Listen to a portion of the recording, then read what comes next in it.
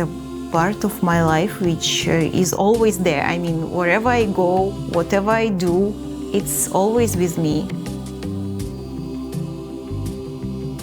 It's a being, it's like a friend of mine, it's something or someone very dear to me.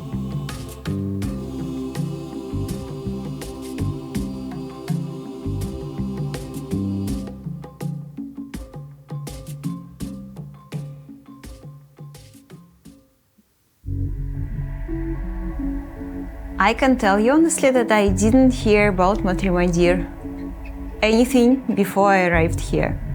As a tourist in 2012, so we first arrived in Pondicherry, and there we learned that there is a city, Auroville.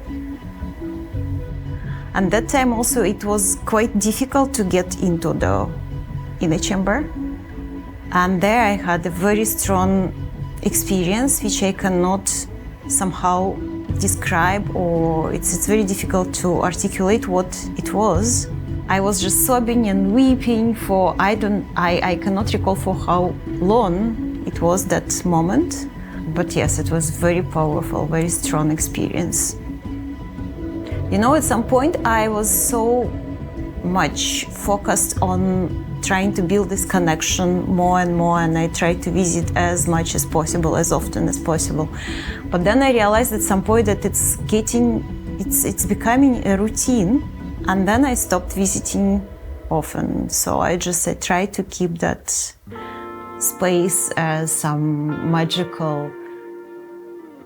People from the consulate of the Russian Federation in Chennai mainly. So when they visit Auroville, and of course they would like to know more about the place, and the Matrimandir is a symbol of Auroville, they're intrigued. But when I see them there, and I can see through the eyes of the visitors, not only VIPs, but other people, my friends, guests, I enjoy that moment when I can see through the eyes the Matrimandir. I see the transformation in them. I see that at some point, they lose their default settings, I would say. They would just walk on the grass barefoot, and they feel that wonderful ambience, and they feel that space and some spiritual, I would say, power which is beyond all words. It's something really strong and powerful, and I see them becoming different. So, and yeah, I just take them around, I show them the gardens, I try to explain what it is for us.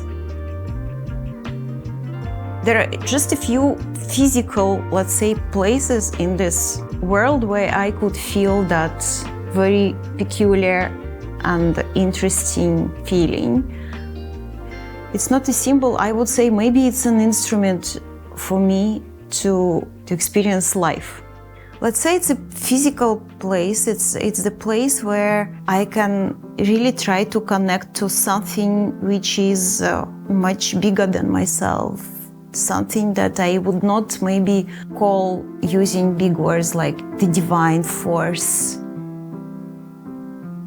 Well, I can just tell you that it means a lot to me. It embodies the value of Auroville. For all of us, for all Aurovilians, is the place where we all have our experiences, which are very different. We go there to nurture maybe ourselves, there to get our batteries recharged. It's important also as a place, I mean, maybe in the future, I think it can become a place where we can all come together. Because for me, it's very important that human unity, that is again has become a cliche, but somehow it's very important.